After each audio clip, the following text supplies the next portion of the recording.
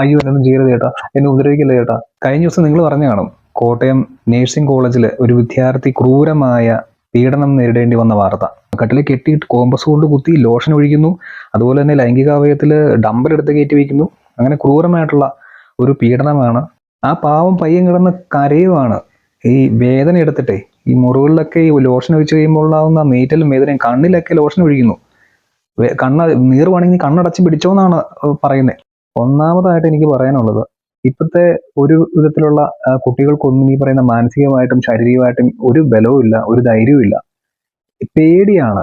അയ്യോ എന്നൊന്നും ചെയ്യരുത് ചേട്ടാ, എന്നെ ഉപദ്രവിക്കല്ലേ ചേട്ടാ.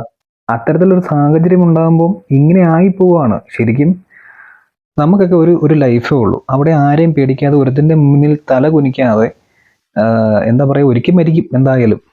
നീ വാടാ നമുക്ക് നോക്കാം, നിനക്കൊക്കെ എന്നെ ചെയ്യാൻ പറ്റും എന്ന് ശബ്ദം ഉയർത്തി സംസാരിച്ചാൽ തീരാവുന്ന ധൈര്യവും ഉള്ളൂ ഇവന്മാർക്കൊക്കെ. ഇതിനൊക്കെയുള്ള ഒരു സൊല്യൂഷൻ എന്ന് പറയുന്നത് ഇവന്മാരെ, ഈ ഉപദ്രവിച്ചന്മാരെ പോയി ശിക്ഷിക്കുക എന്നുള്ളത് മാത്രമല്ല, ഇനി വളർന്നു വരുന്ന തലമുറയെ ഈ മാനസികമായിട്ടും ശാരീരികമായിട്ടും ധാർമ്മിക ബോധത്തോടു കൂടിയും മുമ്പോട്ട് വളർന്നു വരാൻ ഉള്ള പരിശീലനങ്ങൾ അവർക്ക് കൊടുക്കണം. അപ്പോൾ ഇങ്ങനെയുള്ള സാഹചര്യങ്ങളിൽ മനസ്സ് തളർന്നു പോകാതെ അവർക്ക് പിടിച്ചു നിൽക്കാനും അതിനെ നേരിടാനുമുള്ള ഒരു കരുത്ത് കിട്ടും.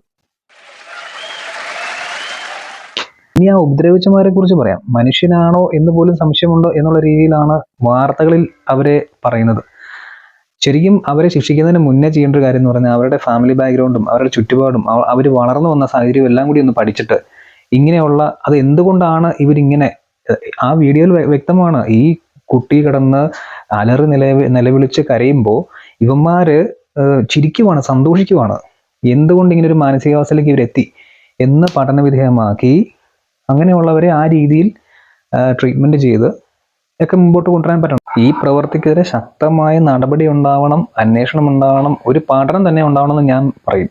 ആണാണെങ്കിലും പെണ്ണാണെങ്കിലും ഒരു വ്യക്തിയായി സമൂഹത്തിലേക്ക് ഇറങ്ങി കഴിയുമ്പോൾ നേരിടേണ്ടി വരുന്ന ഓരോ കാര്യങ്ങളെയും, അത് പഠിക്കുന്ന സമയത്താണെങ്കിലും ജോലി സംബന്ധമായിട്ടുള്ള മേഖലയിലാണെങ്കിലും എവിടെയാണെങ്കിലും, അവർ ആ സാഹചര്യത്തെ അവർക്ക് ധൈര്യത്തോടെ നേരിടാൻ പറ്റുന്ന ഒരു പരിശീലന പരിപാടിയിലൂടെ ചെറുപ്പം മുതലേ അവർക്ക് കടന്നു പോകാൻ പറ്റണം. അല്ലാതെ അവസാനം ഇങ്ങനെ ഇരുന്ന് ദുഃഖിച്ചിട്ടൊന്നും കാര്യമില്ല.